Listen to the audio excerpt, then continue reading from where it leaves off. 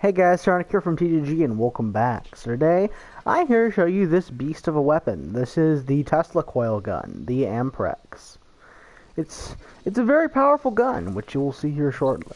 So, getting into base stats, this weapon has 32% crit chance. Very high, used to be higher, but it's a lot more ammo efficient now. Above average crit multiplier, good accuracy. Really high reload, but doesn't matter, it's got a good magazine. It's not as good as Magnus Wraith, but, well, that's Magnus Wraith, and does 22 electricity damage. It's a beam weapon. Now let's hop into the build. I'm just going to start off with the build. So what you want to put on, this is a 5 Forma build if you're going to use anything besides Sinister Reach.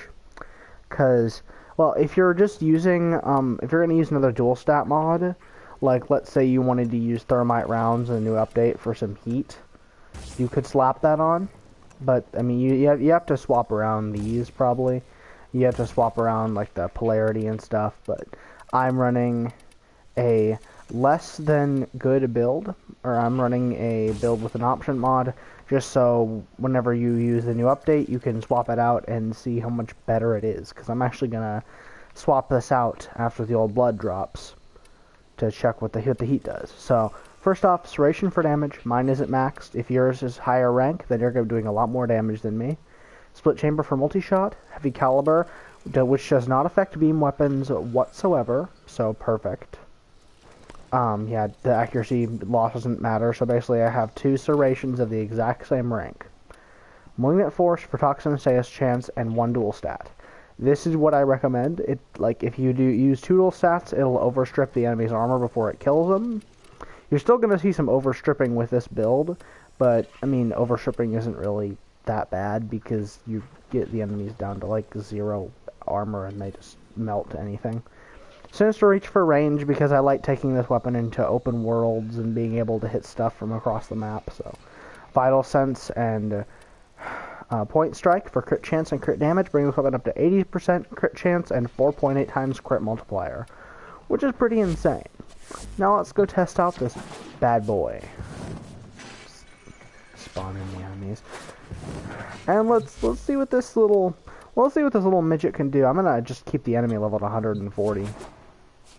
Just keep him at that, and just show you this is this weapon. Look at that damage. That is a lot of damage. And you'll notice, once you get the first enemy in the group, all the other enemies will slowly start to die faster and faster. That is the power of the amprex. Now you see some overstripping. There's some overstripping going on. Again, overstripping doesn't matter because just look at this. You just shred them. Like, you don't even have to worry. This is a god tier beam weapon. But this is the highest potential they can go. I mean, if you had a ribbon for this thing that was actually good, I don't even know what the ribbon deep on this is, probably really low. But yeah, the one of the main powers of this weapon is being able to chain to multiple targets, which is exactly what you see here. Which is why we're getting that overstripping and why we're doing so much damage. Because I mean, I did overstrip these targets, but you'll see overstripping doesn't really matter. I mean, if you want to just plug in another 90% elemental, you can do that. You can take another Forma, which I don't really have a lot of Forma because I've been working on a lot of Umbral builds lately. So, yeah. Now, you might be wondering, how well does this thing fare against the Corpus? Well, I will show you shortly. First, I'll get on Mirage just because I'll need her for later. So against the Corpus, this thing actually does pretty good. The gas, putting on the same build except I swapped out Malignant Force for thermite rounds and that for infected clip. I swapped around the elements. Pretty much exact same build, just different elemental mods. This version's actually cheaper, I will say, because the mods I was using earlier are slightly expensive. I mean, if you used Jolt and Shocking, the electricity mod for rifles, I forgot what it's called, you would that would probably be one of the most expensive builds you could do. But with just Malignant Force and Infected Clip and thermite rounds, they're about the same actually. Just look at this damage. Now, what I was gonna ask you is to just wait until I get done with these next two enemies, and just watch the enemies around them just get dead. Look at that. Look at that. Look at this beautiful crowd control. I mean, these are all really high level. So, I mean, it's nowhere near as good as my Ignis Wraith, because, well, Ignis Wraith is Ignis Wraith. But just look at it. This is beautiful. Beautiful damage. Beautiful. And the lightning procs gas as well, actually. Is what makes it so good. Look at that.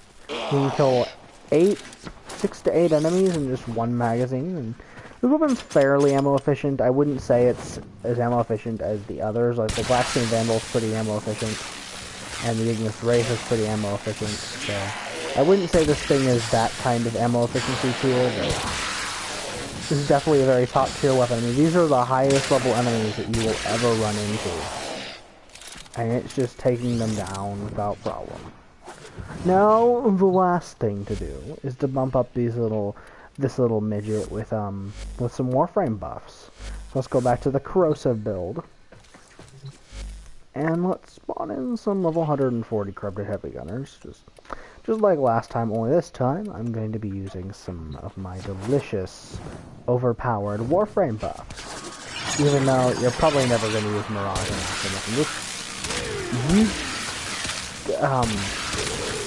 this is better than Glaxian Vandal with Warframe buff, and with a rivet.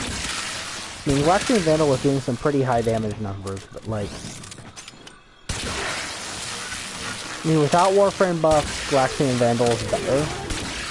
Like, well, it does more one-target damage, I will say, but it just can't really compete. I mean, that was 280,000 damage. Like, this weapon is god tier. This is like, it's like my Ignis Wraith, man. It's very, very good. Glaxian Vandal just isn't really that good. I mean, I have a full-on ribbon for it, and it barely is able to keep up. So, anyways, I hope you guys enjoyed the video. It's the amprex. It's pretty dang neat. And, yeah. Anyways, I'll see you guys next time. Saronica.